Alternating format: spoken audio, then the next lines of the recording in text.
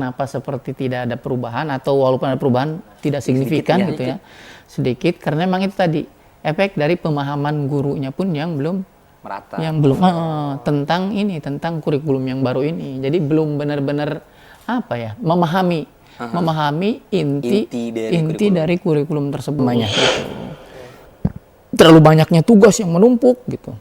Bahkan siswa yang harusnya waktu istirahat malah sibuk dengan ini gitu kan, itu bisa mempengaruhi kondisi mental juga kan. Jadi sehingga secara mental kesehatan jadi tidak sejahtera gitu. Ya kan? Bagaimana yang karena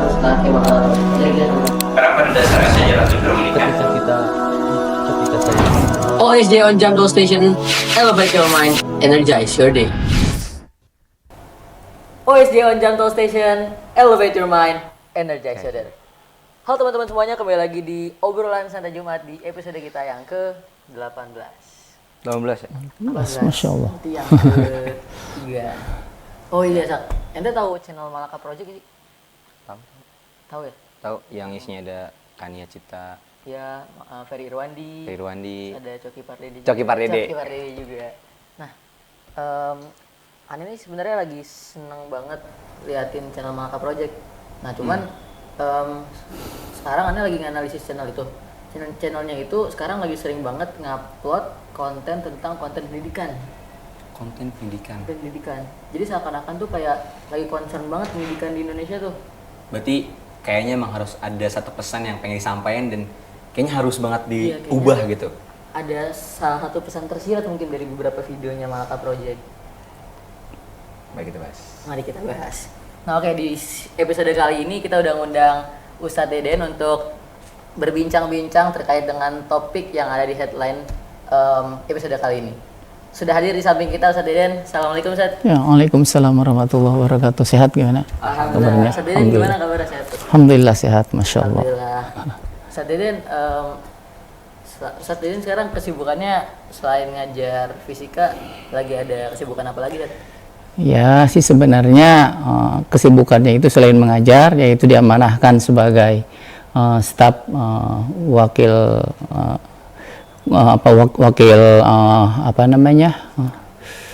kepala sekolah, tapi stafnya aja, hanya membantu saja bidang kurikulum di SMP Telbina, dan kemudian juga membimbing anak-anak karya ilmiah remaja di SMP juga. Jadi bagaimana KYR, bagaimana anak-anak supaya bisa bisa membuat karya-karya ilmiah yang berhubungan dengan sains gitu dan teknologi atau yang mendekatinya lah gitu, dan serupanya seperti itu.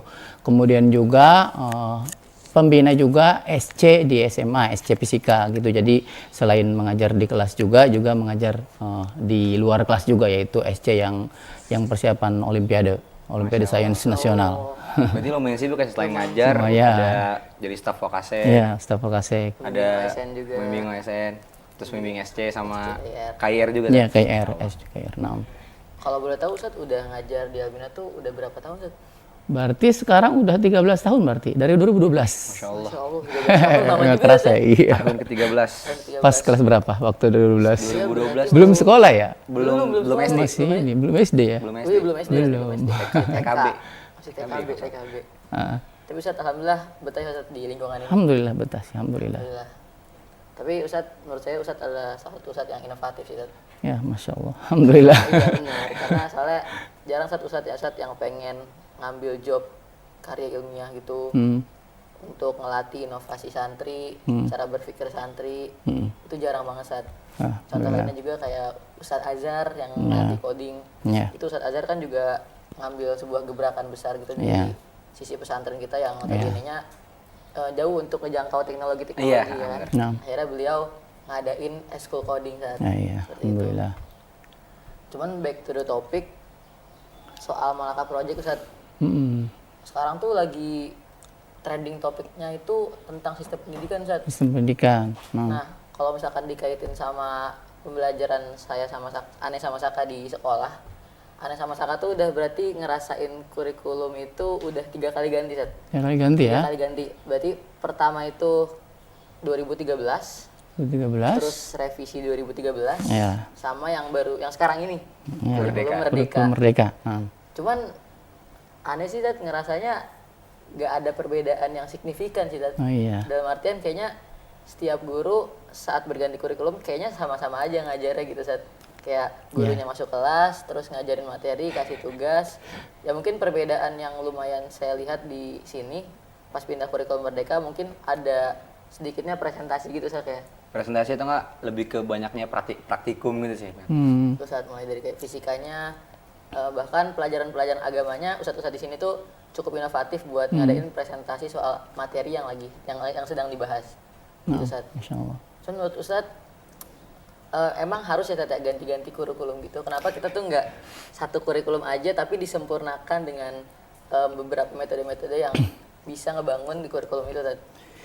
Iya, jadi sebenarnya kalau ditanya tentang apakah tadi penting tidak sih bahwa kurikulum itu mengalami pergantian gitu ya. Sebenarnya tergantung kebutuhan ya. Tergantung kebutuhan. Kemudian juga dan untuk mengubahnya pun, untuk mengubah tadi kurikulum ya, untuk mengubah kurikulum pun ya tentu harus ada kajiannya secara komprehensif atau menyeluruh gitu. Jangan hanya sebatas istilahnya itu. Formalitas. Bukan Keinginan doang. Iya, keinginan atau misalkan ya inilah intinya mah. Spontan misalkan ketika ini kayaknya cocok seperti ini, ya udah kita ganti saja gitu misalkan. Tapi melainkan bagaimana harus ada kajiannya dulu, dievaluasi dulu bagaimana kurikulum yang sebelumnya, kemudian juga mungkin juga dari berbagai saran-saran yang langsung terjun di bidang kurikulumnya langsung pelaksananya, karena pelaksananya kan guru-guru kemudian atau di sekolah-sekolah gitu. Nah kemudian juga ya tentu dari kita dievaluasi dan juga ya mungkin riset-riset yang lain apakah kira-kira memang benar-benar sudah kurang kurang relevan gitu. Apakah misalkan kurikulumnya ini udah tidak relevan dengan perkembangan zaman sekarang. Tapi memang sih ya kemungkinan besar ya mungkin kurikulum ketika mengalami perubahan itu wajar. Karena memang yang pertama itu adalah tentu perkembangan zaman itu yang terus-terusan mengalami perubahan. Ya kan? Kemudian baik dari hal sainsnya, teknologinya, sehingga mengharuskan kita pun ya harus mengubahnya juga gitu, harus mengubah sistem walaupun sebenarnya mungkin tidak harus signifikan benar-benar revolusi 100% gitu, walaupun tidak seperti itu, tidak harus revolusi 100% barangkali mungkin seperti itu. Tapi ya kalau misalkan perubahan itu adalah yang wajar karena memang perkembangan zaman itu yang terus-terusan mengalami perubahan-perubahan baik dari sisi tadi sains dan teknologinya juga ataupun juga dari karakter dari peserta didiknya yang berbeda-beda dari zaman ke zaman, lebih modern, Gen Z ya dan macam-macam lah. Mungkin udah pas sama Saka lebih tahu lah sekarang gen apa lagi sekarang. Gen beta ya. Udah ada. Iya. Jadi intinya perubahan kurikulum sih tidak masalah asalkan tadi gitu kajiannya harus komprehensif, jadi harus benar-benar secara matang dan juga evaluasi benar-benar yang sebelumnya juga dievaluasi gitu. Iya begitu kurang lebih. Intinya setiap ingin ganti kurikulum tuh butuh riset yang benar-benar mendalam ya. Iya betul. Kenapa sih kita harus ngubah kurikulum? Iya. Harus benar-benar detail juga. Iya betul. Kekurangannya, kelebihannya bagaimana yang sebelumnya. Dan menyesuaikan juga sama menyesuaikan yang kondisi sekarang. Ya Allah. Begitu. Ribet ya Tete. Ya lumayan. Pendidikan ya. Tapi kalau dari perspektif santri kan kita setiap ganti kurikulum kan kita sebagai objek aja kita mengikuti alur pemerintah aja. Pemerintah mau kurikulum ini kita mengalir aja. Cuman kalau saya penasaran dari perspektif guru yang mengajar, apakah ada beban, mungkin ada tambahan beban administratif lah. Soalnya saya dengar-dengar katanya setiap berganti kurikulum tuh ada tuntutan administratif yang berbeda juga di tiap kurikulum. Emang benar, Seth? Iya, memang sih iya sih ya, ada administrasi gitu. Tapi sih memang itu wajar juga sih ya. Jadi asalkan jangan dijadikan beban aja. Memang kan ketika kita mengajar perlu ada perencanaan. Dan perencanaannya biasanya kita tulis ya mungkin supaya kita lebih mempersiapkannya saja gitu. Lebih mempersiapkan bagaimana supaya pembelajaran bisa berjalan lebih apa ya namanya ya, bisa lebih terencana gitu, lebih terencana. Jadi memang perlu juga sih. Jadi seperti apa namanya perencanaan. Jadi dalam apa namanya pembelajaran itu memang ada yang namanya RPP misalkan, perencanaan pembelajaran. Jadi lebih pada ke tahapan-tahapan langkah-langkah pembelajaran. Ini misalkan yang pertama pembukaan, apa namanya kegiatan pendahuluan, kegiatan inti, kemudian kegiatan penutup dan lain-lain, refleksi berarti harus dan lain-lain. Kayak ada bikin rundown gitu. Iya kayak gitu. Jadi lebih pada ke perencanaan sih. Tapi kalau itu sih masih menurut ya intinya masih hal yang wajar dan memang justru perlu ada juga sih. Asalkan jangan terlalu berlebihan aja. Apa namanya? Administrasi ini itu gitu. Tapi kalau hanya sekedar itu sih, itu memang hal yang justru memang sebenarnya sih idealnya harus juga minimalnya untuk yang perencanaan tadi supaya lebih terencana, lebih matang. Oh iya, adapun tadi ya waktu yang pertama tadi sempat disinggung juga ada perubahan kurikulum tapi seperti nggak kerasa gitu. Seperti nggak kerasa gitu. Seperti sama aja gitu ya. Nggak ada bedanya gitu. Seperti nggak ada bedanya. Ujung-ujungnya guru juga ngajar kayak ya udah cuma masuk kelas terus ngajar, kalaupun pakai proyektor. Terus kayak ya udah paling tambah sedikit cuma praktikum aja sih. Oke, jadi mungkin permasalahannya saat terjadi perubahan kurikulum itu yang pertama adalah sosialisasi pemerintah terhadap elemen-elemen yang ada di sekolah. Misalkan ya baik itu adalah gurunya atau misalkan apa bagian-bagian yang lainnya di sekolah gitu. Biasanya tidak semua guru memahami secara langsung bagaimana untuk menerapkan kurikulum yang berubah tadi gitu. Itu permasalahannya. Jadi taunya ya ya seperti sama aja gitu. Jadi nggak tahu apa ya namanya main poinnya dari kurikulum baru itu apa sih perbedaannya gitu. Jadi sih biasanya di situ. Biasanya lebih pada di situ sehingga akhirnya ujung-ujungnya yang dipahami adalah ya sama aja gitu seperti kurikulum sebelumnya. Meskipun sebenarnya ada perbedaan sebenarnya. Gitu. Jadi boleh dikatakan pemerataan dalam pensosialisasian kurikulum di tiap komponen-komponen sekolahnya itu kurang merata katanya. Ya, betul sekali. Sebenarnya kalau pemerintah sudah ada. Seperti melalui yang kalau sekarang ada platform Merdeka Mengajar, yaitu dia yang bisa kita akses. Tapi kan tidak semua guru juga punya akunnya, punya akun Dapodik juga. Iya, tidak semua guru punya akun Dapodik, terutama kalau guru-guru honorer misalkan, atau guru-guru di guru-guru di sekolah-sekolah yang daerah-daerah terpencil. Kemudian yang kedua, selain misalkan tidak punya, ada yang punya tapi ya mungkin rasa untuk literasi. Iya. Rasa untuk itunya masih kurang. Emang itu kekurangan pendidikan di kita gitu. Iya, karena pada akhirnya masing-masing guru juga punya sistem ngajarnya sendiri. Gitu. Iya, betul. Jadi ujungnya punya sistem tersendiri punya sistemnya tersendiri gitu. Tapi kalau menurut Ustadz pribadi, administratif dari setiap kurikulum itu benar-benar ngebebanin guru nggak sih? Kalau dulu mungkin ya waktu kurikulum 2013 sebelum revisi itu sepertinya masih agak terasa lumayan terbebani karena kurikulum administrasinya cukup banyak. Ya misalkan dari macam-macam lah silabus, kemudian RPP juga RPP yang lengkap, kemudian ada ya macam-macam lah. Nah, sedangkan tapi setelah kurikulum revisi 2013 itu udah lumayan enak. Jadi RPP-nya itu bisa ya yang pas Pak Menteri gitu ya, Pak Nadiem Makarim. Jadi saat itu maksudnya ya. Jadi boleh RPP-nya itu cukup RPP 1 lembar. Jadi maksudnya seininya kita aja gitu. Semaunya. Jadi bisa disesuaikan dengan kita. Jadi cukup yang langkah-langkah intinya saja gitu. Misalkan pendahuluan, inti. Jadi yang kira-kira poin-poin yang pentingnya aja. Begitu. Jadi ya kalau seperti itu sih itu memang ya harus juga sih kalau perencanaan memang harus ada gitu. Nah, begitu. Soalnya ini aneh sempat berteori juga. Takutnya karena beban administratif tersebut, jadi guru-guru atau ustadz-ustadz itu lebih fokus pada administratifnya dibandingkan metode ngajar di kelasnya atau capaian materi yang ada di kelas. Saya jadi berpikir kayak gitu memang beberapa guru di kelas ada yang sepertinya tuh lebih mengejar pada sistem penilaian, terus juga sistem yang administratif seperti itu kan. Jadi kita merasa juga apakah ini adil, kita sistem administrasi lebih didahulukan dibandingkan kita yang seharusnya mendapatkan materi yang lebih banyak gitu Ustaz. Ya, sebenarnya kalau untuk sistem pendidikan sekarang merdeka ya, apa namanya, sistem pendidikan merdeka, kurikulum merdeka, kurikulum merdeka sekarang tidak terlalu menekankan apa ya namanya, tidak terlalu menekankan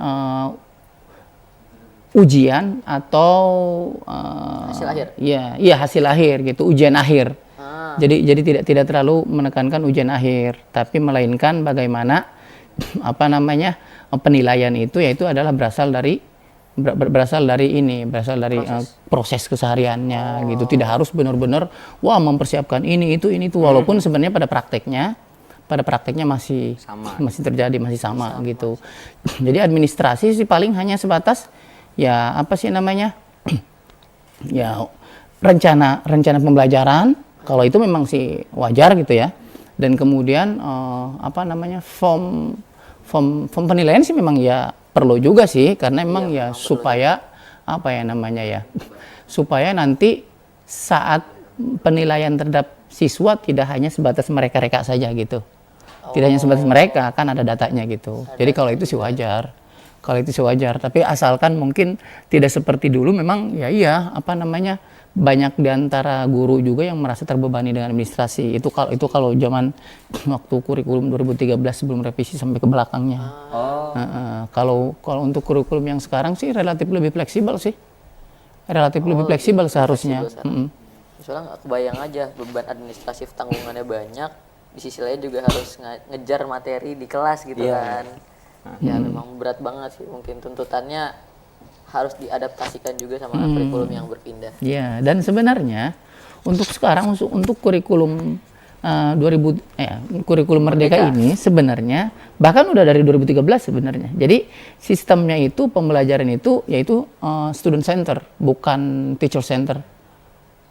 Jadi maksudnya berpusat pada siswa. Jadi bukan berpusat pada guru. Jadi bagaimana siswa ini dilatih juga untuk dia itu berpikir kreatif, mengeksplor sendiri, kemudian dilatih gitu. Bagaimana dilatih supaya dia bisa mengeksplor sendiri, kemudian juga dilatih untuk berpikir kritis, kemudian berpikir kreatif, berkolaborasi dengan sesama teman sejawatnya, dengan sesama rekan-rekannya, sesama siswa gitu. Jadi tidak hanya benar-benar mengandalkan ya guru saja yang ini, sebenarnya idealnya seperti itu harusnya nggak seperti kurikulum yang sebelumnya yang jadul. Kurikulum jadul sih mungkin lebih pada lebih pada ke gurunya, teacher center. Jadi benar-benar lebih banyak ceramahnya dan lain-lain seperti itu. Ya, seperti itu. Kalau sekarang sih sebenarnya lebih pada ke itu. Jadi lebih pada menekankan bagaimana siswa juga ya diberikan intinya pembelajaran bagaimana bisa berdiskusi, bisa berkolaborasi, bisa mengeksplor. Berarti juga benar siswa itu yang dikasih tanggung jawabnya gitu. Iya betul, diberikan tanggung jawab supaya mereka belajar bertanggung jawab juga gitu. Seperti itu. Kemudian juga misalkan ada sisi presentasi barangkali dan lain-lain kayak gitu. Bagus banget buat ningkatin skill komunikasi kita Iya ya. betul. Bagus. Kalau dari dulu kan kita udah ngerasain nih dari Kurtilas, terus revisi 2013, terus ada Merdeka. Kalau kita ngerasa kayak biasa aja gitu, maksudnya nggak ada yang berubah. Kalau dari gurunya langsung tuh yang belum dirasain tuh apa sih? Iya, faktor yang tadi yang seperti sudah sedikit disinggung gitu ya. Kenapa seperti tidak ada perubahan atau walaupun ada perubahan tidak signifikan gitu ya. Sedikit karena memang itu tadi efek dari pemahaman gurunya pun yang belum merata, yang belum tentang kurikulum yang baru ini. Jadi belum benar-benar memahami inti dari kurikulum tersebut gitu.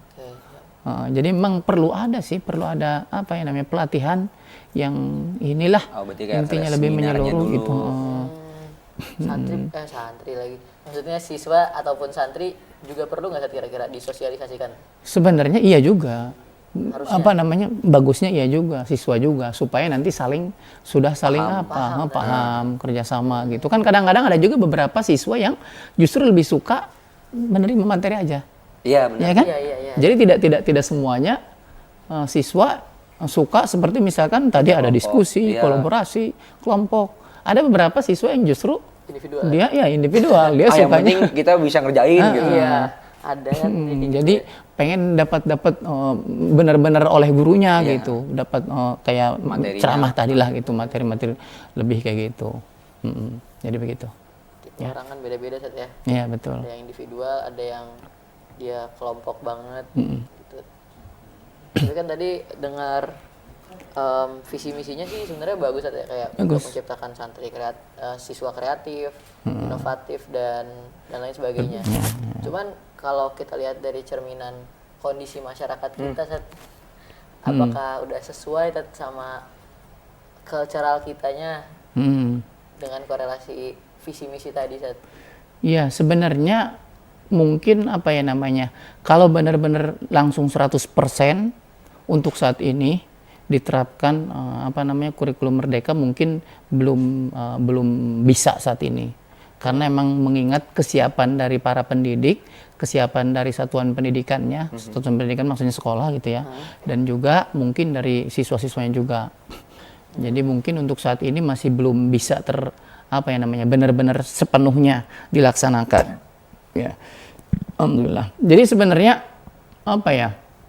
dalam kurikulum Merdeka ini sebenarnya secara konsep ini bagus. Secara konsep itu bagus. Cuma memang penerapannya yang masih agak kurang. Ya akibat dari tadi ya, pemahaman yang masih belum benar-benar paham dan juga kondisinya juga gitu ya. Kondisi kesiapan juga. Nah, jadi pada kurikulum Merdeka itu jadi lebih menekankan pada fleksibilitas. Fleksibilitas dalam pembelajaran. Jadi guru diberikan kebebasan untuk ya intinya fleksibel gitu ya, untuk menentukan kira-kira materi yang pas untuk siswa itu apa gitu. Oh, berarti jadi nggak ditentuin gitu? Enggak, jadi bedanya itu gitu. Kalau Kurtilas itu masih ini materi ini harus gitu. Iya. Harus semuanya tersampaikan dari A sampai Kayak yang di Z. buku paket gitu. Sehingga efeknya kan ada UN. Di UN kan ujungnya akhirnya semuanya masuk. sama gitu itu. Emang Nah, tujuannya kalau emang buat sekarang UN kan gitu, Sat, ya? iya, kalau sekarang kan tidak ada UN. Jadi ujiannya di sekolah masing-masing. Iya betul. Jadi memang diberikan kebebasan tadi. Kemudian caranya juga diberikan kebebasan. Bahkan sebenarnya juga selain fleksibilitas untuk pengajar juga perlu adanya yang namanya pembelajaran diferensiasi. Jadi ciri khasnya. Ciri khas dalam kurikulum. Gimana tuh maksudnya? Ya, maksud pembelajaran diferensiasi itu maksudnya pembelajaran yang menyesuaikan dengan kebutuhan santri, siswa. Oh. Jadi antara siswa A dan B itu kan kecepatan pemahaman beda, karakternya juga berbeda, karakter maksudnya dalam pembelajaran ya. Kemudian kemampuan awalnya beda, kemudian bakat dan minat juga berbeda. Betul banget. Nah, jadi sebenarnya harusnya kalau pembelajaran berbasis tadi kurikulum Merdeka ini diterapkan, nah itu harusnya sudah ini gitu, sudah dilakukan gitu. Jadi bahwasannya pembelajaran diferensiasi harus gitu. Jadi di kelas pun walaupun beragam, jadi ya justru itu. Jadi guru itu bukan ceramah, karena kalau ceramah itu seolah semuanya sama. Sama. Bisa meratakan. Kalau ini justru itu tadi kolaboratif. Jadi ada yang misalkan kelompok ini masih lebih dasar, ada kelompok ini lebih ini, jadi mereka lebih berdiskusi sesuai dengan pemahaman mereka, sesuai dengan yang mendekati minat mereka, dan juga tentunya juga harus kontekstual juga. Kontekstual ini maksudnya adalah bisa dikaitkan dengan pengalaman atau kehidupan sehari-hari juga. Jadi lebih seperti itu. Nah, jadi intinya. Jadi kalau misalkan diterapkan sebenarnya bagus gitu. Jadi bagus. Jadi tadi pembelajaran berdiferensiasi sehingga akhirnya siswa ini bisa sesuai dengan apa yang minat bakatnya. Jadi sebenarnya untuk saat ini ya cocok sebenarnya kalau sudah paham semuanya gitu. Kalau sebenarnya guru-guru dan yang lainnya, komponen yang lainnya di sekolah itu sudah paham. Kemudian ditambah juga dari guru juga tidak terlalu menekankan ujian di akhir gitu. Karena kan kalau diterapkan juga guru misalkan sebagai ustadz misalkan ya pengen ya udahlah sesuai dengan apa aja yang disampaikan apa adanya gitu. Tapi kalau ternyata misalkan dari sekolah juga harus apa namanya, ini ada ujian akhir dan harus sama misalkan dengan ini, saat di akhir tuh harus sampai bab ini, akhirnya ujung-ujungnya wah saya berarti harus gitu dong gitu. Iya. Berarti saya harus menyampaikan ini juga dong gitu. Kayak gitu. Tapi sebenarnya kalau sudah memahami, ya itu sebenarnya ya bagus gitu sebenarnya. Bagus dan bisa diterapkan. Tapi untuk saat ini memang sepertinya masih belum dan masih agak sukar karena kesiapan yang belum siap. Belum siap, benar-benar belum siap gitu. Baik dari segi apa namanya, mungkin apa ya namanya, mental dari gurunya, kesiapan mentalnya, dan kemudian juga mungkin pemahaman tentang apa namanya, tentang pembelajaran berdiferensiasi harus seperti apa gitu. Jadi harus bagaimana caranya gitu supaya ini bisa terfasilitasi semuanya gitu. Beda-beda tapi bisa terfasilitasi gitu. Jadi memang dalam kurikulum Merdeka itu apa namanya, guru itu sebagai fasilitator. Jadi bukan tadi benar-benar mutlak pengajar itu. Benar-benar wah menggerakkan semuanya. Tapi ya justru siswa diberikan kesempatan untuk itu gitu, untuk berkembang juga, untuk berkolaborasi. Kan dari kolaborasi ini jadi sehingga siswa ini memiliki pengalaman untuk ya apa namanya, intinya bekerja sama. Kemudian juga memiliki kebinekaan juga. Kebinekaan yang walaupun beragam tetap bisa saling menghargai. Jadi diajarkan tanggung jawab juga lah, kurang lebih seperti itu. Cuman kayaknya kalau di Indonesia agak susah kayaknya, soalnya kayak dikasih fleksibel nih, terus kayak ujungnya santri kayak siswa kayak betul, males betul. gitu. Jadi malah slow living betul sekali. Jadi mungkin kalau di kita memang salah satu tantangannya juga adalah itu budaya literasi. Budaya itu dia. Masalahnya malas baca. Budaya literasi dari apa namanya, budaya literasi dan semangat motivasi siswa dalam belajar. Mungkin apa namanya perbedaannya dengan di apa namanya di Jepang atau misalkan di Finlandia. Itu tuh beda tuh. Di Finlandia mungkin ya apa namanya diferensiasi diterapkan, ya memang mereka juga sudah punya keinginan yang besar. Iya, itu dia. Untuk belajar misalkan untuk apa namanya ini itu, tapi memang fenomena yang terjadi sekarang di kita itu ketika mungkin juga ada dibebaskan juga, mungkin ada juga sebagian yang justru malah apa ya namanya ya, males gitu. seperti itu gitu. Jadi karena memang mungkin kurangnya kontrol. Kurangnya kontrol, evaluasi, kemudian juga pemahaman tentang pembelajaran diferensiasi bagi gurunya. Mungkin kalau gurunya sudah benar-benar paham bagaimana mengelola, mungkin bisa. Tapi untuk saat ini memang itu masih susah gitu. Sehingga yang ada malah apa? Pahamnya ya udah gitu, anak-anak seperti itu. Ternyata anak-anak yang ada malah kalau misalkan dibebaskan, justru dia pengen sesuatu yang hiburan, main saja. Yang sesuatu jauh dari pembelajaran. Sebenarnya main juga nggak salah, karena dalam main juga bisa sambil belajar gitu. Tapi kadang-kadang kebablasan juga kan. Seperti itu.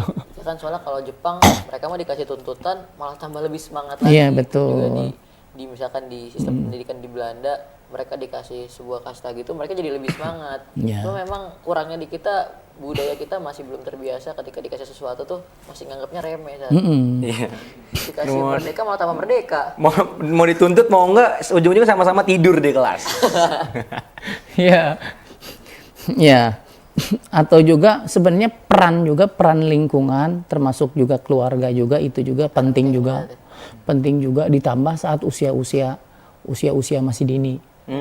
Usia untuk kalau kita lihat kan saat ini ya anak-anak yang belum masuk SD misalkan kan sudah benar-benar mereka itu benar-benar cinta banget dengan gadget, betul nggak? Betul, apalagi zaman ini ya nggak mungkin banget lah mereka nggak megang gadget. Nah, saat ini maksudnya mayoritas ya, walaupun mungkin ya ada tentu ya, mungkin ya pasti ada beberapa kalangan. Cuma umumnya gitu seperti itu. Itu menjadikan apa? Akhirnya anak-anak itu kalau kita lihat ya iya yang ada ya pengennya lebih pada kesenangan, nonton videonya juga video yang bukan edukasi.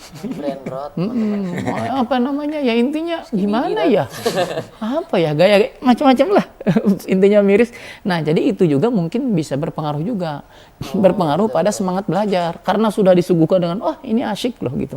Mental learning-nya udah. Jadi sehingga mentalnya udah langsung kebentuk pengennya itu gitu. Pengennya seneng, dikasih serius dikit, nggak males gitu. Padahal sebenarnya di luar negeri juga, seperti di Finlandia, itu memang sebenarnya mereka juga tidak benar-benar memang tidak fokus pada akademik saja, tidak fokus pada kognitif aja.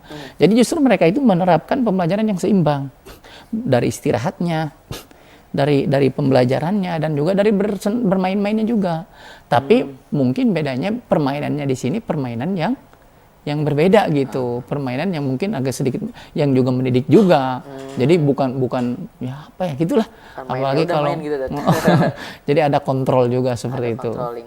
Berarti emang controlling itu butuh Penting, banget saat ya. butuh. Nah, jadi terutama di ini juga gitu ya, tidak hanya di sekolah sebenarnya, justru saat di rumah juga nih. Saat di rumah kalau misalkan sudah udah dengan gadget, udah Iya, biasanya. bener. Ya kan? Ada kadarnya Dad, ya. Harus ada, Iya, berarti betul. harus ada peran orang tuanya juga. Peran orang tua juga penting. Kalau dulu sih kita kelas 10 itu lumayan berkesan tuh pas presentasi. Wah, itu emang kan Gitu presentasi terus ujung-ujungnya Kerasa banget, tuh. kelas tuh rame, cuman tetap sampai gitu tetap kita. sampai Iya, materinya. Bahkan sampai materi syar'i juga Ustadz Ahmad Reza mapel fikih ya. Fikih itu beliau sampai nyuruh kita buat bikin presentasi. Jadi kita pas liburan itu Bikin kita slide. dikasih tugas bikin slide antum. Nanti nyampe Albina disosialisasikan. Kalau saya dulu kebagian tuh bab huf Tat, ngusap Iya. sepatu. Oh, Nah itu tuh kita presentasiin Tat, gimana cara hufnya, terus apa dalilnya dan gimana studi kasusnya kalau misalkan seperti ini. Itu benar-benar mantap ya. Itu berkesan sih. Berkesan banget. Kalau kalau kita ngomongin Finlandia sama Indonesia nih. Itu kayaknya jauh beda ya. Itu kayak jiplak gitu betul. Tat. Iya, Kayak bisa nggak sih kita benar-benar niru Finlandia, karena kan kayak kurikulum merdeka ini kayaknya mirip-mirip sama Mirip, di betul. Finlandia. Iya, agak mirip. Tat, ya. Cuma bedanya fleksibilitasnya lebih lagi. Lebih fleksibel lagi dibandingkan Indonesia. Finlandia sana berarti Iya, lebih fleksibel lebih lagi. fleksibel lagi. Baik itu untuk guru, kan kalau di Indonesia kurikulum mereka masih ada apa ya namanya kayak acuan. Iya. Acuan misalkan capaian belajarnya harus ini itu. Ini kalau di sana enggak? Enggak. Kalau di situ benar-benar yang menentukan itu adalah ya guru gitu. Benar-benar disesuaikan dengan siswa. Dengan Berarti siswa yang benar ada. diferensiasinya itu benar-benar merata. Iya, gitu. benar-benar diferensiasi banget lah. Jadi benar-benar merdekanya mungkin bisa dikatakan merdeka bermerdeka gitu. Berarti kayak Iya. siswanya yang punya minat di olahraga benar-benar fokusnya olahraganya gitu. Sebenarnya kalau jenjang dasar belum. Kalau jenjang dasar kan itu masih mungkin siswa ini masih dalam tahap meraba-raba. Iya. Nyari-nyari lah istilahnya. Jadi masih diwajibkan di beberapa pelajaran-pelajaran tertentu gitu. Jadi setingkat SD SMP lah. Kalau di sana tuh 9 itu namanya apa sih namanya? Peruskoulu namanya. Peruskoulu itu dia itu jenjang pendidikan apa ya namanya? Tahapan usia sekitar 6 sampai berapa 15 atau 16 tahun lah. Jadi mungkin kalau dengan kita tuh ibarat kayak SD dan SMP. Jadi langsung gabung gitu 9 tahun. 9 tahun.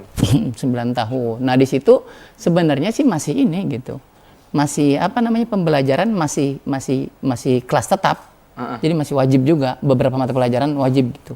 Terutama dari kelas 1 sampai kelas 6. Itu masih semuanya dapat pelajaran. Cuma tadi menjaga keseimbangan. Jadi tidak banyak tugas sehingga siswa tidak banyak tertekan. Kemudian juga pembelajaran diferensiasinya diterapkan. Kayak tadi mungkin ada presentasi segala macam itu kan bisa menyenangkan. Menyenangkan juga. Jadi benar-benar diterapkan gitu ya. Kolaborasi, kemudian juga apa namanya? Selain itu juga pembelajaran juga kontekstual. Jadi maksudnya dikaitkan juga dengan pengalaman hidup dia, kemudian dengan kehidupan sehari-harinya. Kemudian juga tidak ada apa namanya ujian atau asesmen itu kan asesmen itu ujian ya. Nah, jadi asesmen itu kan sebenarnya secara umum itu 2 ya. Ada asesmen formatif dan ada asesmen sumatif. Nah, yang banyak di kita sekarang adalah sumatif. Sumatif itu adalah ujian akhir. Oh, ujian akhir. Jadi bukan proses, tapi Berarti udah nilai semuanya. akhir gitu. Nilai akhir. Jadi seolah-olah jadi nilai akhir itu sangat menentukan banget gitu. Jadi kalau di sono, kalau di apa namanya di Finlandia itu nggak diterapkan. Tidak ada ujian sumatif. Adanya hanya ujian formatif saja. Formatif berarti ini. Jadi ujian formatif itu lebih pada proses. Misalkan guru menilai apa namanya proses saat pembelajaran, keaktifan siswa saat di kelas, atau misalkan bagaimana sikapnya, atau misalkan dikasih penugasan juga tapi yang tugasnya jangan tidak yang berat-berat, yang menyenangkan. Kemudian juga dikasih proyek juga, portofolionya lah gitu. Jadi dilihat selama proses gitulah. Ada sih sebenarnya sumatif bukan dilarang, ada juga kadang-kadang, cuma bukan jadi tuntutan gitu. Jadi ujian sumatif pun lebih pada dia itu lebih pada ke diagnostik. Jadi diagnostik itu maksudnya mendiagnosa dia tuh sudah sampai mana sih gitu. Oh. Jadi bukan menjadi apa ya namanya, untuk menjadi nilai akhir gitu. Jadi menentukan nilai, wah ini pokoknya harus tinggi, harus ini gitu. Kalau di kita beda. Berarti kayak angkanya itu enggak satu mapel nih angkanya gini. Ya sebenarnya angka juga kalau tidak salah ya, angka juga tapi didapatnya dari proses gitu. Jadi lebih pada mengedepan proses gitu. Jadi tidak menekan bahwa nanti di akhir ada ujian harus bisa sekian nilainya, semuanya sama dengan soal yang sama sehingga seolah-olah semua orang tuh harus mampu menguasai semuanya. Jadi di Finlandia tidak. Jadi Finlandia itu beda-beda. Jadi ujian itu hanya ada satu. Nanti setelah jenjang SMA, kalau di sana namanya Lukio namanya. Jadi jenjang SMA, di jenjang SMA, tapi itu setelah selesai itu adalah bagi yang mau, tidak diwajibkan, tapi bagi yang mau melanjutkan ke perguruan tinggi. Dan itu pun beda-beda tadi. Jadi nggak seragam sama gitu. Soalnya tentang ini beda. Misalkan kalau yang pengen jurusan itu, jadi dia yang menentukan sendiri pilihnya. Saya pilih ini matematika, ini misalkan fisika, atau ini misalkan apa gitu. Jadi itulah namanya ya ujian komprehensif itu gitulah ya namanya tuh. Jadi bebas memilih gitu. Nah jadi salah satu perbedaannya adalah ini sistem ujiannya itu. Kalau di Finlandia gitu, kalau di kita kan enggak. Bahkan di Lukio itu sistemnya itu mirip kayak kuliah. Jadi siswa itu benar-benar diberikan kebebasan untuk menentukan mata pelajaran yang dia inginkan sesuai dengan nanti minat dia, dengan bakat dia. Kalau bakatnya ini kira-kira yang akan nyambung mana gitu. Jadi lebih itu. Indonesia kan banyak kan salah milih jurusan gitu tadi. Iya, jadi itu sudah mulai di ini. Jadi waktu pas mulai dari kelas 9 SMP udah mulai kayak mengeksplorasi minat bakat mereka gitu. Kira-kira nanti cocoknya di mana gitu. Jadi ya tentu dibimbing oleh oleh guru-gurunya. Takutnya kan kayak Indonesia tadi, takutnya Indonesia kan banyak banget tuh yang tadi yang saya bilang salah pilih jurusan, mungkin efeknya maksudnya sebabnya mungkin juga dari kayak bingung nih mau diarahinnya kemana. Nah itu ada, jadi proses eksplorasi, kemudian setelah itu saat di Lukio itu, jadi mereka benar-benar menentukan menentukan mata pelajaran yang akan mereka ambil. Jadi benar-benar beda, jadi sehingga kelas itu berbeda-beda komposisinya, bukan kelas tetap. Jadi yang ngambil mata pelajaran ini ya ketemu di situ, nanti ya gitulah. Jadi seperti itu ya. Nah kalau di Indonesia mungkin saat ini kalau misalkan diterapkan seperti itu sepertinya nggak akan siap. Nggak akan siap karena memang dari segi ini juga sumber daya manusia gurunya maksudnya SDM gurunya belum siap. Kalau misalkan ada pilih ini kayaknya belum bisa diterapkan untuk di kita, kecuali mungkin beberapa sekolah penggerak barangkali karena memang kalau sekarang disebutnya tetap ada sekolah penggerak namanya. Jadi ada namanya sekolah penggerak. Jadi sekolah penggerak itu kalau kurikulum Merdeka itu jadi seperti sekolah percontohan lah. Model gitu. Nah, jadi kalau itu seperti itu. Dan tidak hanya jalur akademik. Jadi untuk jalur yang setingkat SMA itu tidak hanya jalur akademik. Kalau yang jalur akademik tadi namanya Lukio. Kemudian ada jalur yang lebih pada ke vokasi. Saya cuma lupa namanya panjang, kayak SMK gitu. Jadi lebih pada ke bagaimana dia punya keterampilan yang nanti akan bermanfaat untuk dia dunia kerja dia. Yang akan diaplikasikan di dunia kerja dia gitu. Dari vokasi Indonesia juga ya. Jadi seperti itu. Cuma beda dengan SMK tetap. Kalau SMK di kita walaupun kejuruan, tapi tetap aja mata pelajarannya sama. Tetap harus ada ini, harus ada itu, harus ada ini gitu. Kalau di sana beda. Ya, jadi ya kejuruan dan juga untuk bidangnya juga sama, bebas memilih gitu. Bidangnya si siswa bebas memilih, bisa A, bisa B gitu. Jadi kelasnya juga nggak tetap sama begitu. Finlandia jauh banget ya. Ditambah mungkin tadi dari apa namanya, dari unsur siswanya pun atau peserta didiknya sudah siap gitu. Mereka juga punya apa namanya, jiwa literasi mungkin yang tinggi gitu. Kemudian juga gurunya juga memang pilihan. Bedanya kalau di sono ya mungkin kalau kita baca-baca literasi ya mungkin Sakadapa juga pernah baca gitu ya. Jadi bahwa guru itu memang harus lulusan S2. Oh, berarti standarisasi gurunya juga. Iya, jadi guru itu tidak apa ya namanya, tidak asal rekrut gitu. Tidak asal pilih gitu. Tapi memang benar-benar seleksinya itu ketat gitu. Dan juga profesi guru itu bukan profesi yang pilihan terakhir lah. Pokoknya saya pengen kedokteran dulu, pengen teknisi dulu, atau pengen pertambangan dan macam-macam gitu. Kalau nggak dapat baru jadi guru gitu. Iya, kalau di sono enggak. Memang guru itu memang pilihan utama juga gitu. Seperti halnya jurusan kedokteran. Karena emang apa namanya, di sono guru itu dihargai. Sejahtera. Nah, sejahtera juga. Betul. Jadi sehingga akhirnya ya memang yang ingin jadi guru ya banyak gitu, banyak, dan juga seleksinya cukup ketat juga. Soalnya bingung, soalnya suka nggak adil Tat. Kalau misalkan kayak dokter gitu kan, sebelum dia ngambil jurusan spesialis tuh ada namanya di apa namanya? Koas gitu. Koas. Yang artinya tuh dicek dulu nih kevalidasian dokternya. Dia sampai mana kemampuannya, baru dia bisa ngambil spesialis kan. Artinya kan untuk mencapai gelar spesialis itu butuh rancangan atau proses yang dimana nunjukin kredibilitas si dokternya ini kan. Iya, betul. Dan baru instansi rumah sakit itu kalau nggak salah mau menerima ketika dia tuh sudah punya gelarnya itu. Iya. Nah, tapi saya bingungnya kenapa pendidikan tuh nggak disamakan dengan konsep itu. Ya itu dia. Di Memang bidang kesehatan. memang kekurangannya di kita seperti itu. Lah kan bidang pendidikan Iya. primer seharusnya. Ditambah justru ketika semakin ketat mungkin pada nggak mau. Mungkin. Mungkin pada nggak mau. Mungkin yang mau menjadi guru mungkin pada mau, mungkin gitu ya. Ya tentu pasti ada juga gitu yang benar-benar wah pokoknya saya pengen jadi guru karena ya apa namanya pahalanya banyak seperti itu. Kemudian juga intinya manfaatnya untuk orang banyak gitu. Tapi kayaknya mungkin ya tidak banyak. Ya dan tentu kesejahteraan juga ya bukan ini gitu ya. Kesejahteraan juga ya tentu ya wajar gitu mempengaruhi. Iya, benar. Maksudnya dari segi misalkan dalam teknologi gaji gitu seperti itu. Atau ini guru lah dari pemerintah gitu standarnya gitu. Mungkin kalau misalkan seperti halnya profesi dokter dan lain-lain mungkin bisa seperti itu. Jadi banyak orang sehingga akhirnya ya tentu akhirnya pemerintah akan ya lebih selektif lagi gitu. Karena memang banyak yang mau gitu. Ya kan? Oh iya, benar-benar. Dan juga yang maunya itu bukan yang karena pilihan-pilihan terakhir gitu.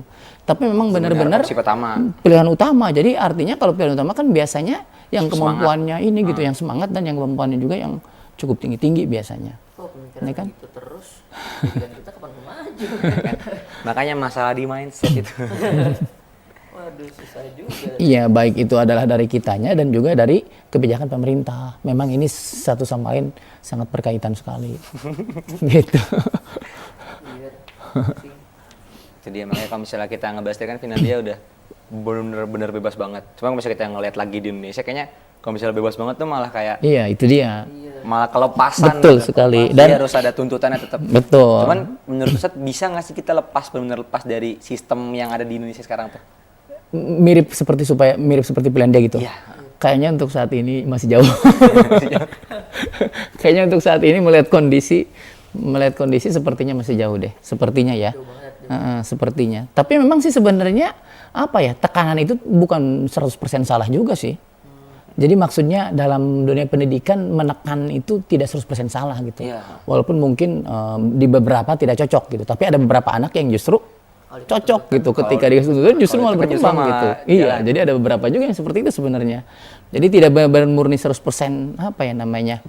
Tidak 100% salah juga, tapi kalau misalkan seluruhnya mungkin baru gitu karena tiap orang beda-beda gitu kan. Kalau seluruhnya dipletkan gitu.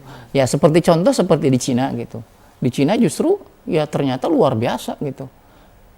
peringkatnya, bagaimana peringkat itu bahkan secara terbuka gitu. Jadi sehingga apa namanya membuat mereka justru semakin bekerja keras gitu. Memang tertekan juga gitu. Jadi dari mereka bekerja keras dan lain-lain gitu. Nah, jadi mungkin di kita ya apa ya namanya ya, untuk saat ini ya untuk sementara ya mungkin minimalnya tadi apa namanya, walaupun ya mungkin tidak akan seperti di Finlandia karena memang dari kultur juga berbeda gitu ya. Ya setidaknya itu tadi gitu. Baik apa namanya dari segi diferensiasi tetap ada gitu. Tapi ya mungkin sebatas sewajar yang baru mampu gitu. Baru mampu bisa kita terapkan. Bagaimana misalkan tetap kita harus memfasilitasi sesuai dengan minat dan bakat siswa. Sebenarnya itu penting sih kalau menurut Ustadz. Jadi siswa itu apa namanya tidak perlu kita suguhkan seluruhnya harus sama gitu. Jalurnya, tracknya tuh tahu Iya, mau kemana. iya betul. Sebenarnya ya bisa sih sebenarnya, tapi tadi itu pemahaman terhadap seluruhnya dan juga kesiapan sekolah harus benar-benar siap gitu. Itu. Tapi mungkin untuk sejauh ini yang bisa dilakukan minimalnya walaupun mata pelajarannya masih agak sama, mungkin setidaknya minimalnya tekanannya tidak terlalu tinggi. Ketika misalkan apa ya namanya, ada tugas atau misalkan untuk nilai mungkin tidak usah disamakan, beda. Misalkan yang satu silahkan mau menulis ini silahkan, tentang ini silahkan, mau tentang ini ya setidaknya mungkin dikasih kelonggaran bagi siswa gitu, begitu. Kalau kemarin sih kita sempat tuh ada kayak satu ujian harian PH. Itu beda paket soal, jadi ada yang dibedain soal A, soal B gitu. Iya betul. Mungkin sama aja dah. Beda paket kayaknya itu cuma beda soal doang ya. Beda paket, beda soal doang tapi Tapi tingkatnya sama ya. Tingkatnya sama aja. katanya sih sama aja susahnya. Iya sama aja. Jadi itu sebenarnya bukan diferensiasi kalau itu. Bukan ada. Bukan. Biar Diferensiasi itu memang itu variasi betul. Kalau diferensiasi itu memang benar-benar apa namanya ya memang berbeda gitu. Disesuaikan Tingkat sama kesulitannya iya disesuaikan dengan skill dan minat. Dan tidak harus dengan sumatif gitu. Tidak harus dengan ujian akhir gitu. Jadi karena memang ya itu ya apa namanya belum tentu orang saat di akhir itu benar-benar persiapannya lebih matang atau mungkin kondisinya sedang sedang baik-baik saja atau yang lainnya lah. Ya tentu juga dengan proses itulah justru yang lebih penting sebenarnya harusnya. Ya kan? Proses itu ya bisa penugasan nggak apa-apa. Penugasan ya wajar lah. Ada tugas mungkin anak-anak mungkin diberikan tantangan karena mungkin dalam kehidupan juga kita pasti akan melakukan masalah. Jadi jangan juga benar-benar sih kalau menurut Ustadz sih walaupun diferensiasi jangan benar-benar 100% juga apa namanya ya benar-benar kita tuh nyaman 100% gitu. Mungkin ada juga perlu juga sekali-kali gitu ya kita diberikan ya tantangan gitu, masalah gitu, beban. Karena emang dalam kehidupan sehari kan kita pasti bakal menemui yang namanya beban. Jadi mungkin untuk pembelajaran bagi kita. Bagaimana supaya kita nanti pas terjun di dunia masyarakat ketika ada suatu masalah, tekanan, tuntutan, ya kita udah terbiasa gitu. Jadi ada baiknya juga gitu. Jadi nggak benar 100% buruk gitu. Gitu. Ya siap. teman-teman minum dulu, teman. Kalau tadi kan kita ngebahas kayak susah nih untuk ditiru dan untuk saat ini masih jauh. Kira-kira sedikitnya apa sih yang bisa diambil untuk di Indonesia nih? Ya, mungkin standar kita belum bisa. Belum. Terus kultural juga mungkin Belum, Belum beda. siap. Jadi apa kan yang kita kira-kira tuh yang bisa Indonesia tiru gitu dari Finlandia atau mungkin dari sistem manapun itu. Ya, itu tadi yang pertama, bagaimana kalau Finlandia itu kan kesejahteraan siswa, maksudnya dalam artian mental ya, kesejahteraan mental maksudnya, tidak terlalu banyak tuntutan, tekanan gitu. Mungkin itu tadi bisa ditiru. Jadi dengan apa namanya, terlalu banyaknya tugas yang menumpuk gitu. Bahkan siswa yang harusnya waktu istirahat, malah sibuk dengan ini gitu kan, itu bisa mempengaruhi kondisi mental juga kan. Jadi sehingga secara mental kesehatan jadi tidak sejahtera gitu. Ya kan? Nah, bagaimana ya minimalnya lah, walaupun di kita tuh belum benar-benar seperti mereka, seperti kuliah apalagi gitu ya, apa seperti mereka Lukio itu tadi, ya. Jadi walaupun belum benar-benar seperti itu, jadi masih penjurusan, walaupun sebenarnya kurikulum Merdeka tidak seperti itu juga, penjurusan sudah tidak ada sebenarnya. Sebenarnya, jadi lebih pada ke tadi minat dan bakat gitu.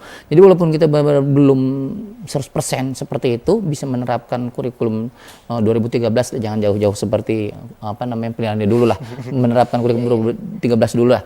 Ya, walaupun benar-benar belum, minimalnya tadi dari segi kesejahteraan santri, mentalnya diperhatikan. Kemudian bagaimana tidak terlalu banyak tuntutan, ya bagaimana juga materinya juga materi-materi yang terlalu memaksakan juga, ya kira-kira yang apa namanya dan juga yang kalau bisa dipilih, ya bagusnya sih ya, harusnya bahkan harusnya dipilih materi-materi yang memang itu dibutuhkan dalam kehidupan gitu, yang ya ada kaitannya lah gitu dengan kehidupan gitu, kan tiap mata pelajaran ya pasti ada gitu, pasti ada yang berhubungan dengan kehidupan sehari-hari. Kayak matematika apalagi gitu kan ya, terus bahasa gitu, termasuk sains juga ada, ya minimalnya yang inilah yang dasar-dasar, bagaimana misalkan efisiensi energi misalkan, kan kalau itu penting juga kan, bagaimana supaya kita bisa lebih menghemat energi gitu, minimalnya edukasi itulah, tidak harus dengan hitungan yang menjelimet gitu, ya kecuali yang penting dari konsepnya gitulah. Dari konsepnya bagaimana bisa paham gitu, penerapannya. Jadi itu salah satunya tadi, ya bagaimana kesejahteraan siswa ini penting untuk diperhatikan.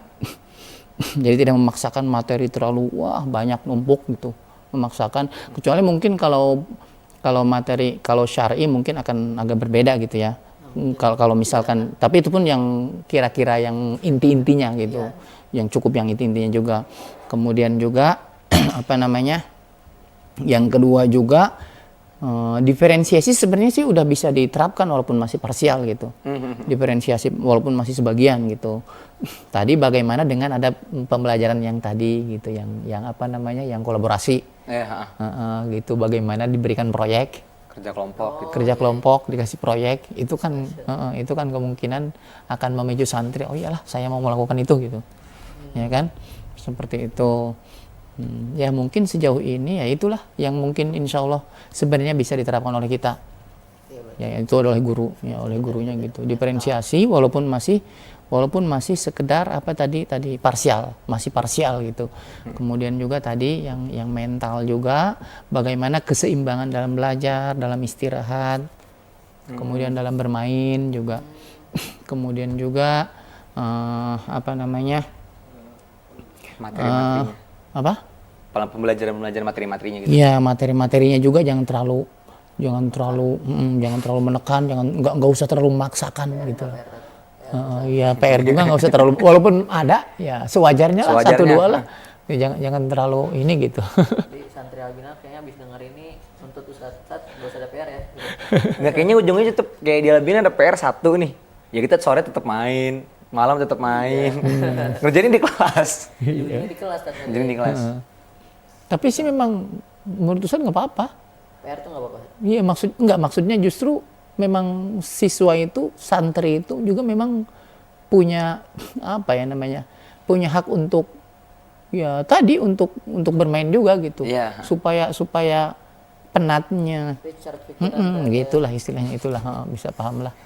Berarti kita harus membuat gimana sekolah tuh jadi tempat yang benar disukai. Ya, disukai itulah. dalam lingkungan pembelajaran gitu. Soalnya kan kalau nggak tahu ya kalau di sekolah gimana, kalau misalnya di Albina kan emang kayak aduh kelas. Iya benar. Kayak pengen tuh kita keluar kelas gitu.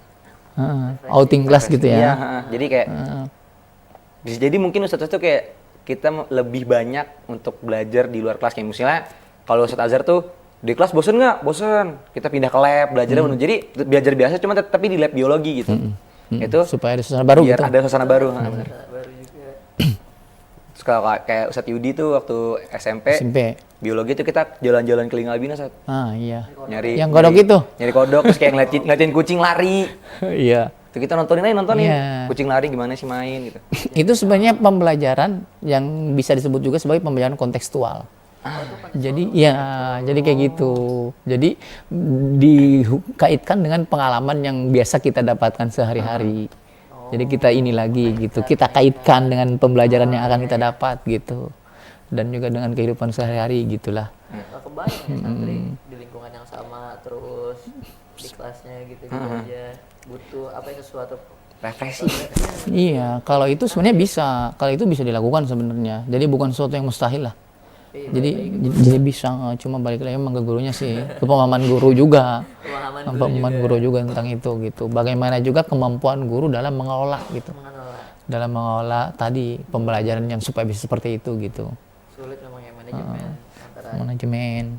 apa tadi namanya administrasi, manajemen, pedagogis di kelas. Memang banyak sih tuntutannya ya. Ya, berkesan sih kita nyari kadal minyak, ternyata baru tahu kadal minyak yang ada kuningnya itu betina gitu. Iya.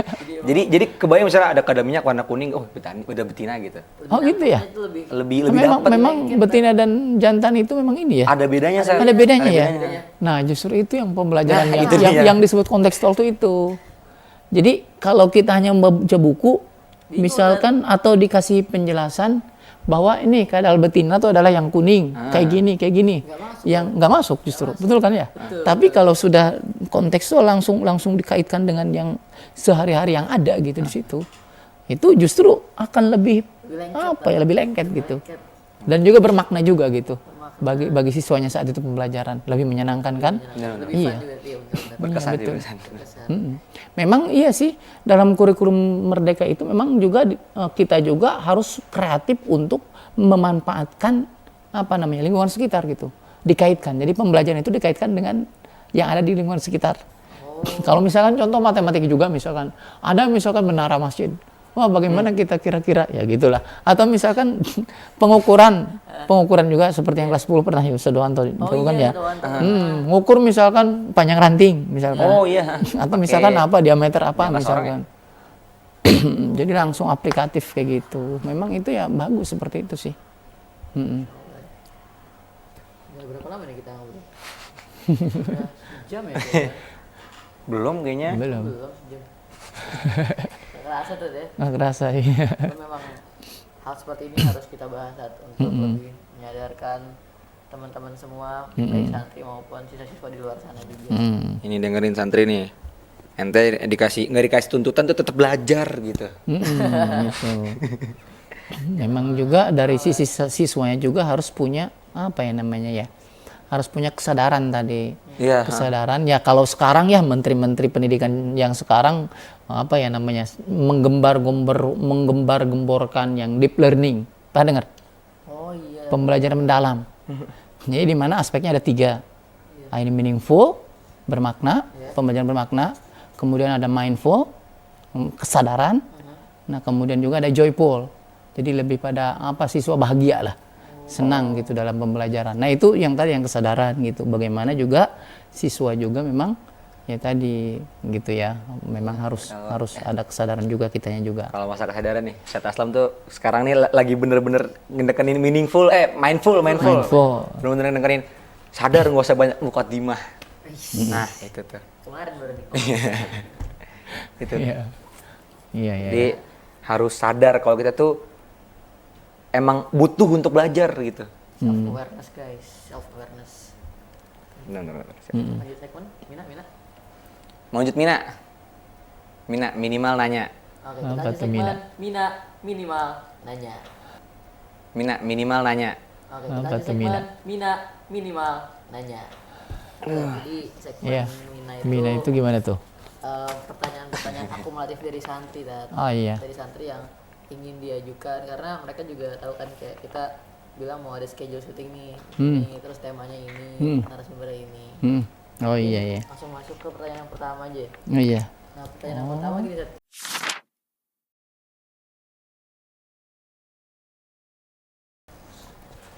Indonesia kan terkenal dengan bonus demografi, Sat. Oke. Yang dimana kayak usia produktif itu lebih besar dibandingkan usia non produktif. Iya. Sat. Oke.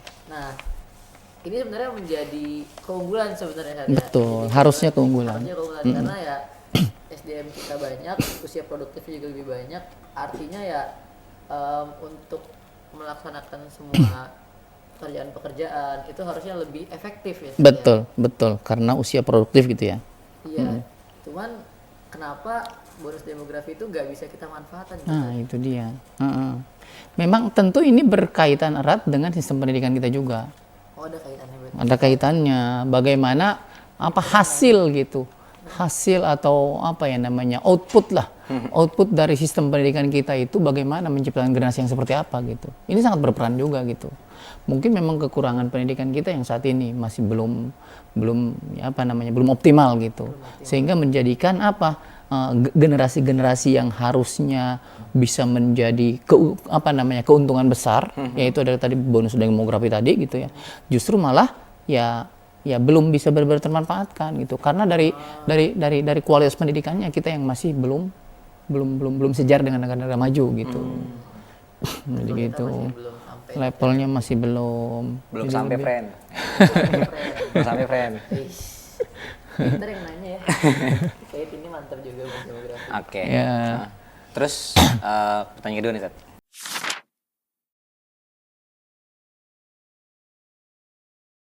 Pertanyaan kedua. Sebenarnya pertanyaannya simpel aja, cuman kayak banyak gitu yang nanya tuh kayak gimana sih kita kan belajar ujung-ujungnya tadi tuh buat ujian sumatif segala macam. Terus yang ujung-ujung kayak seminggu terakhir sebelum ujian tuh bisa kita kejar. Sebenarnya ya. Karena kan udah dikasih kisi-kisinya segala macam.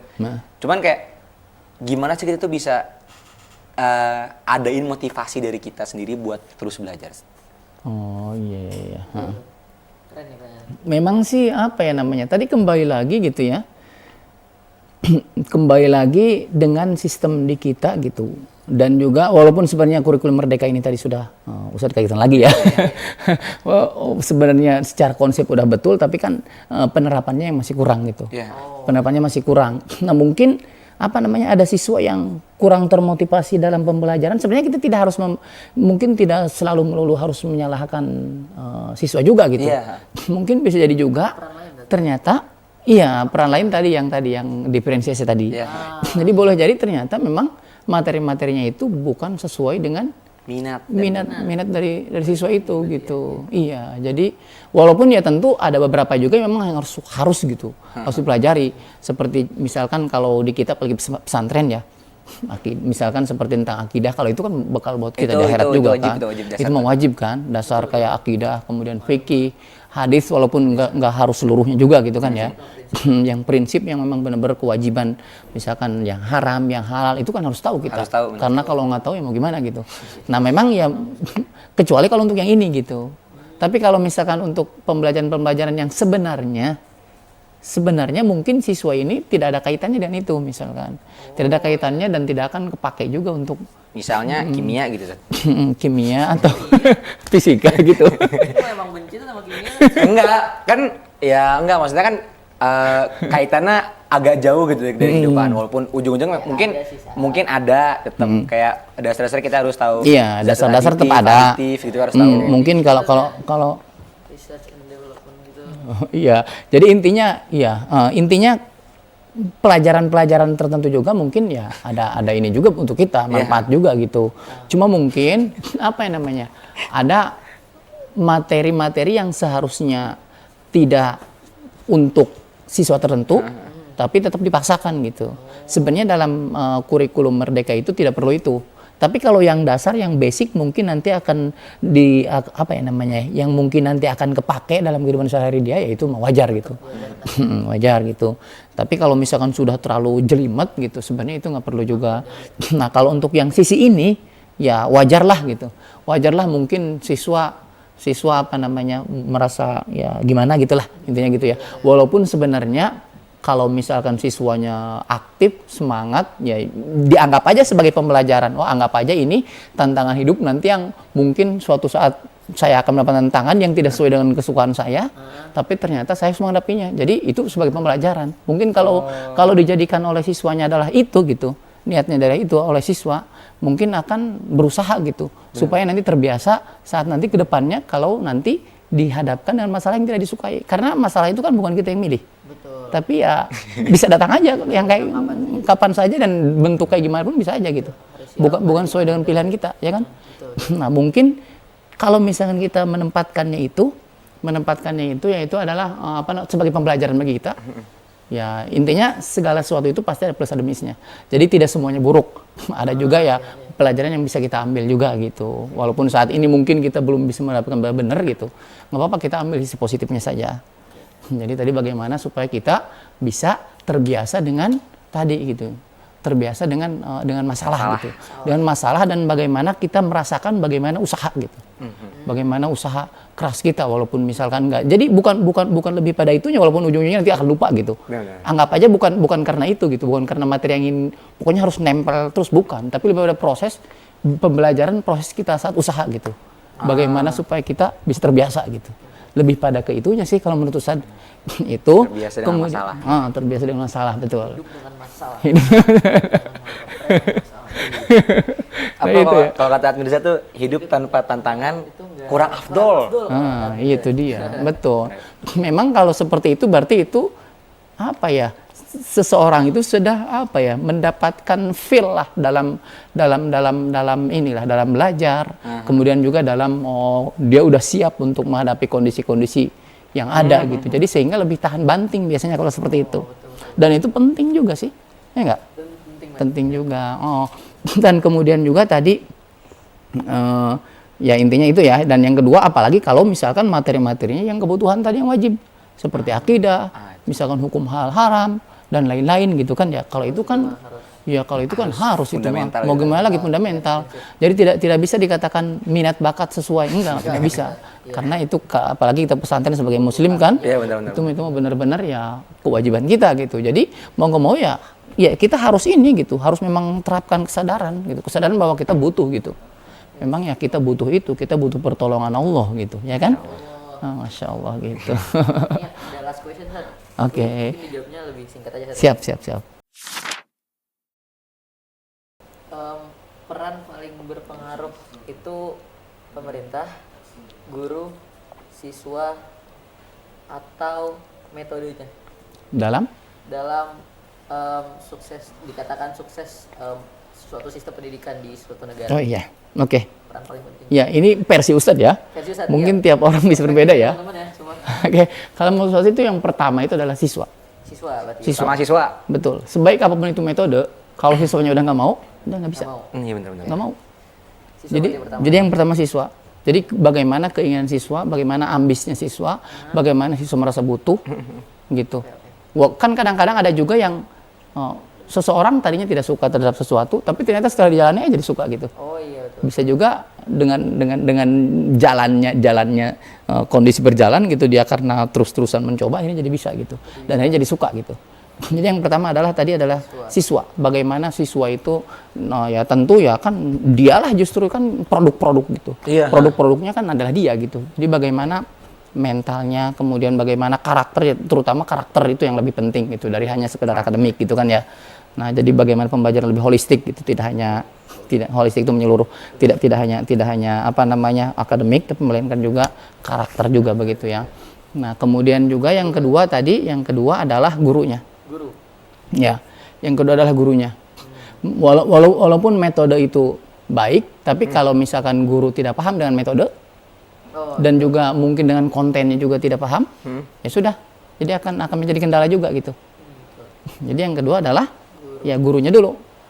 Nah, bagaimana si guru ini bisa kreatif juga, bisa dekat juga dengan jadi keterampilan guru lah.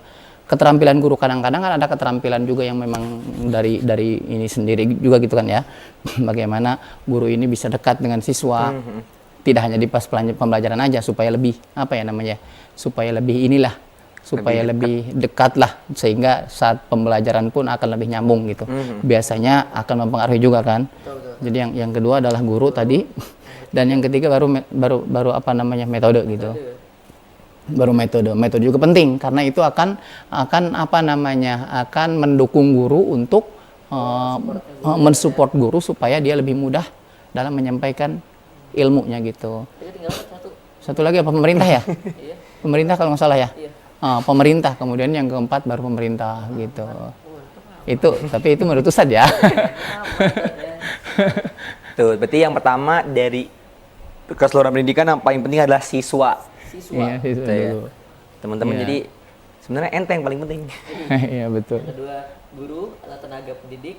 Yang ketiga itu adalah metode, yaitu support dari tenaga pendidik Atau kurikulum gitu kan atau ya. kurikulum, gampangnya metodologinya. Yang keempat baru pemerintah. Untung kebijakan. Oke, Berarti mungkin Tat, gitu. tiga Oke. pertanyaan tadi Sat, Siap. dari teman-teman kita dari akumulatif pertanyaan-pertanyaan. Nah mungkin untuk closing statement Sat, ada yang ingin disampaikan atau kayak harapan ke depannya untuk sistem pendidikan kita tuh seperti apa Sat? Oke. Jadi 1 minute to 1 minute. ya oke, harapannya itu adalah bagaimana bahwa siswa ini punya kesadaran tadi, punya kesadaran dalam belajar gitu.